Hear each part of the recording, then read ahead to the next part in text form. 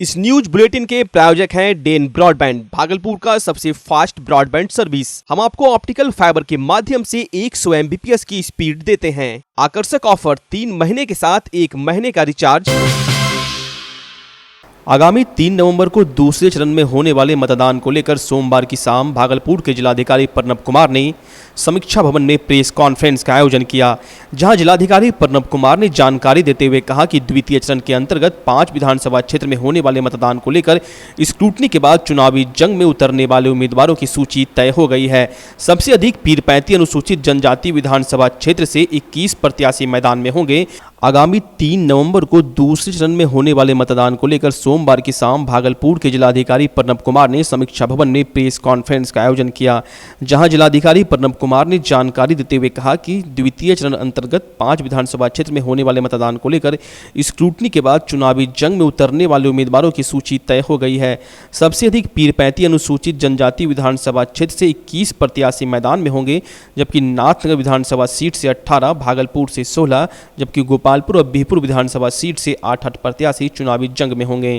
तो 152 बिहपुर विधानसभा निर्वाचन क्षेत्र में अंतिम रूप से कुल 8 कैंडिडेट फील्ड में हैं। बिहपुर विधानसभा क्षेत्र 152, जिसमें से 3 मान्यता प्राप्त राष्ट्रीय और राज्य राजनीतिक दलों के अभ्यर्थी हैं, 3 राष्ट्रीयकृत राजनीतिक दलों के रजिस्ट्रीकृत राजनीतिक दलों के अभ्यर्थी हैं और 2 अन्य अभ्यर्थी हैं। कुल 8 लोग बिहपुर 152 से कैंडिडेट हैं।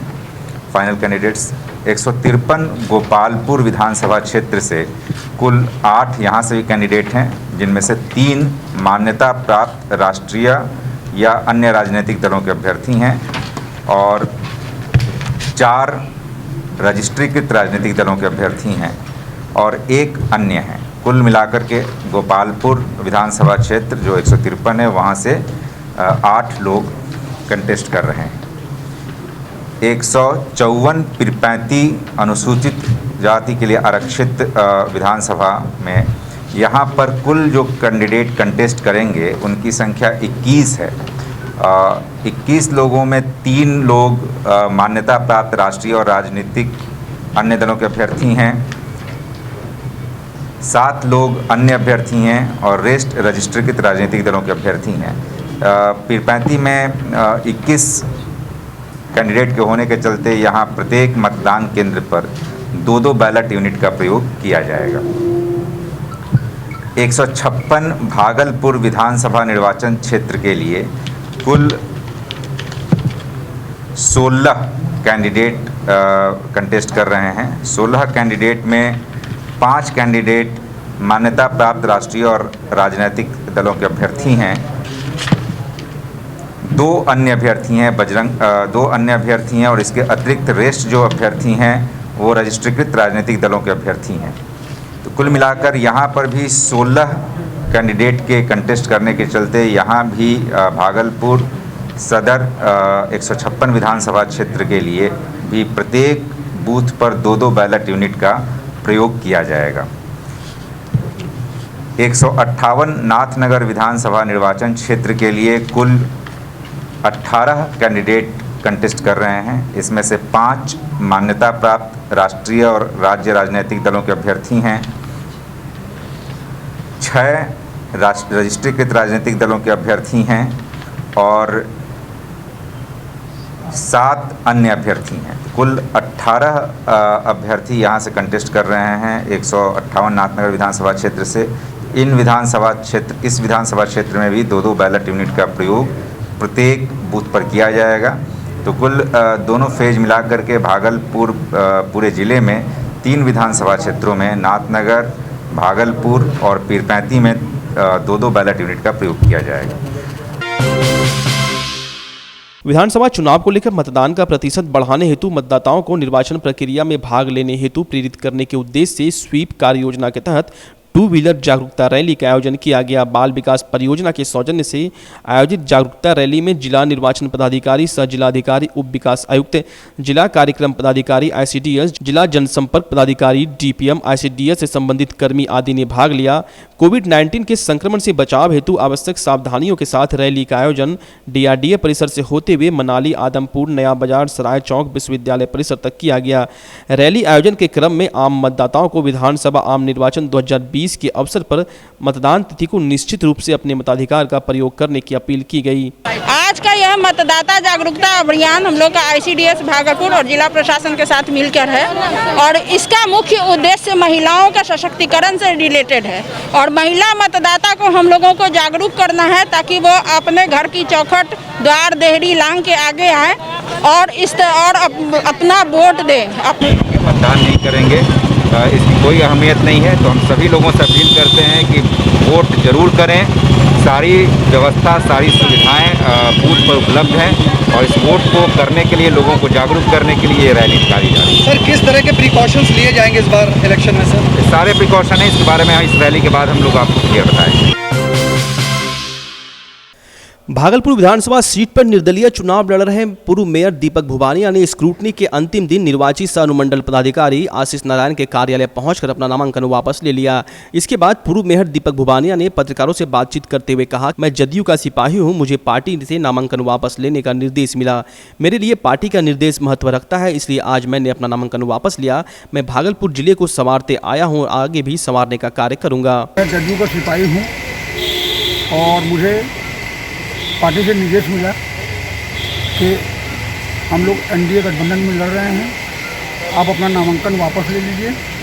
मेरे लिए पार्टी का कोई भी आदेश सर माथे पार्टी ने आदेश दिया, मैंने उसका पालन किया। जिस समय सर आपने नॉमिनेशन किया था, क्या नहीं, उस समय हमारे जो शहर के लोगों ने मुझे जो प्यार दिया, लोगों ने मुझे कहा, हमारे पार्षद भाइयों ने, हमारे बहुत से समाज के लोगों ने आगे कहा, वैश्य समाज के लोगों ने कि आपको चुनाव लड़ना चाहिए क्योंकि आपने नगर निगम में बहुत विकास किया है 5 साल में और एक बार आपके ऐसे जनप्रतिनिधि की इस शहर को ज़रूरत है, तो आप जो है एक बार आइए और शहर को संभालिए।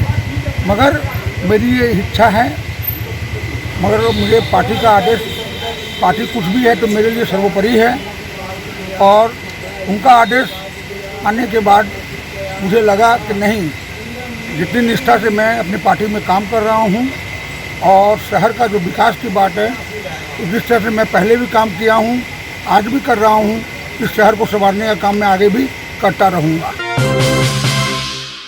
भागलपुर विधानसभा क्षेत्र से महागठबंधन के उम्मीदवार अजीत शर्मा के द्वारा हाउसिंग बोर्ड से जनसंपर्क अभियान प्रारंभ किया गया तथा वार्ड के गृहस्थ टोला, जगेश्वर यादव टोली, पासी टोला, मीरसा टोला, सब्जी चौक, बरगाज चौक, मधु चौक, लंच घाट रोड के ब्राह्मण टोला इत्यादि मोहल्ले में जनसंपर्क किया गया, जहां इन्हें आम जनता द्वारा अपार समर्थन का आश्वासन प्राप्त हुआ। पुनः भागलपुर के स्थानीय होटल में महागठबंधन की बैठक आयोजित की गई, जिसमें महागठबंधन के विधानसभा चुनाव में पुनः जीत दिलाने हेतु संकल्प लिया। बैठक में चक्रपाणी हिमांशु, मोहम्मद सलाहुद्दीन, मोहम्मद उस्मान, अशोक यादव, महेश राय, प्रकाश सिंह कुशवाहा, बिंदेश्री मंडल, दशरथ शाह, मुकेश मुक्त सहित कई लोग उपस्थित थे। नहीं, आज तो महागठबंधन के सभी पदाधिकारियों और कार्यकर्ताओं का बैठक है।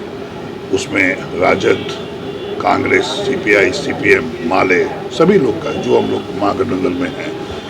आज ये चूंकि चुनाव नॉमिनेशन के बाद आज आखिरी दिन है विड्रॉवल का, तो सभी लोगों ने, महागठबंधन लोगों ने इस बैठक को रखा और मुझे आमंत्रित किया कि आप आइए। चूंकि ये चुनाव इन लोग का, महागठबंधन का कहना है कि इसको जीतना है, तो सब लोग जो अपनी बातें बता रहे हैं कि कहाँ कहाँ कैसे हम लोग काम करें, तो सबका निर्देश जो होगा, सब जो हमको आग्रह करेंगे कि हम लोग यहाँ काम करें, क्योंकि हम लोग मिलजुल के इस बार चुनाव लड़ रहे हैं और जीतना है। इसके पहले भी यही लोग की शक्ति पर मैं चुनाव जीता हूँ, ये कोई नया नहीं है गठबंधन। पहले भी राजद के लोग थे, CPI, CPM, माले नहीं थे। मेरी शक्ति और बढ़ी है इस बार। जिसके बाद विधायक अजीत शर्मा के द्वारा वार्ड संख्या 45 एवं 49 की मिर्जान हाट दुर्गा स्थान होते हुए सिकंदरपुर, हरिजन टोला, हसनगंज, काजी चक इत्यादि मोहल्ले में जनसंपर्क किया गया। वार्ड के हसनगंज में जनता के बीच संवाद कार्यक्रम किया गया, जिसमें उपस्थित होकर जनसमूह ने अजीत शर्मा के संवाद को सुना और पुनः अजीत शर्मा के पक्ष में मतदान करने का विश्वास दिलाया। मौके पर महानगर कांग्रेस अध्यक्ष सह पार्षद संजय कुमार सिन्हा, जिला महासचिव रविंद्रनाथ यादव, पार्षद सदानंद चौरसिया, दीपक शाह, जीवन राम, भीम यादव, अभिमन्यु यादव, अभिषेक चौबे, प्रियांशु रंजन, योगेश कुमार, सागर कुमार, रिंकी कुमार इत्यादि लोग उपस्थित थे। सर पूरा जनता का रुझान तो है और मेरे विश्वास है मुझ पर, जो हम कमीशन नहीं लेते, घूस नहीं लेते हैं और जनता का सम्मान और प्रतिष्ठा अपने सर की टोपी की तरह पूरे बिहार विधानसभा और बिहार में नाम रोशन किया है। यह नहीं कि सिर्फ हम ईमानदार है, हमने साबित किया है। मैं ईमानदार इसलिए हूँ कि भागलपुर की जनता, सभी भाई बहन ईमानदार है और इस बार मेरी सरकार बनेगी महागठबंधन की। और विकास जो अवरुद्ध हुआ है, नीतीश जी ने मेरा उल्टा पुल, भोलानाथ पुल नहीं किया, सारे काम होंगे। हवाई सेवा शुरू होंगे, इंडस्ट्री लगे, युवकों को रोजगार देने का काम करेंगे, सभी काम होगा। इसलिए जनता को विश्वास है हम पे। अब मुझे लगता है कोई लड़ाई नहीं है और सभी जनता मेरे साथ है।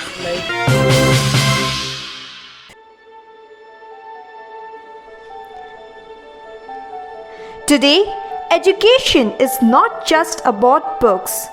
It is beyond classrooms and boards. Come aboard to experience an excitingly different world of schooling. We are Delhi World Public School, Siliguri.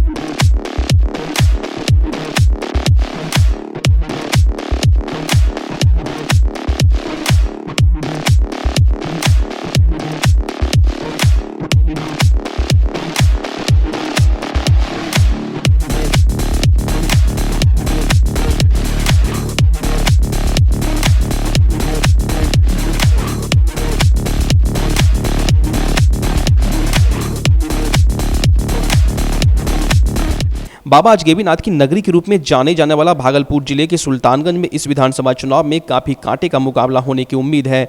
चुनावी अखाड़े में उतरे प्रत्याशियों के जनसंपर्क अभियान तेज हो गया है, लेकिन इस विधानसभा क्षेत्र में पार्टी के अंदर खाने में विरोध चल रहा है।